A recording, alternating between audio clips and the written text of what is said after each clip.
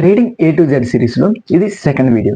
So ఈ second వీడియోలో మనం ఏం మాట్లాడుకుందామంటే అసలు ట్రేడింగ్ అనేది ఎవరికి సూట్ అవుద్దో మనం తెలుసుకోవచ్చు.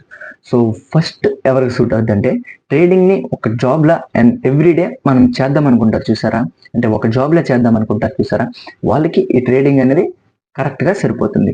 అండ్ సెకండ్ వచ్చేసినప్పటికీ ఒక ప్యాషన్తో, అంటే నాకు ట్రేడింగ్ అంటే చాలా ఇష్టం, నాకు 2-3 డిస్ప్లేలు అంటే చార్ట్స్ వేసుకుని ఆ కూర్చుని నాకు ట్రేడింగ్ చేయాలని చాలా ప్యాషన్తో ఉంటారు చూసావా, వాళ్ళకి ఖచ్చితంగా ట్రేడింగ్ అనేది సూట్ అవుతుంది. మరి జాబ్ చేస్తున్న వాళ్ళకి ట్రేడింగ్ సూట్ అవుద్దా అంటే సో అక్కడికి వస్తున్నా, వాళ్ళకి స్వింగ్ ట్రేడింగ్ అనేది సూట్ అవుద్ది అనమాట. సో మరి ఇంట్రాడే ఫ్యూచర్స్ ఇవన్నీ ఆప్షన్స్ ఇవన్నీ కూడా వాళ్ళకి అనేవి జాబ్ చేస్తున్న వాళ్ళకి సూట్ అవ్వ అనమాట.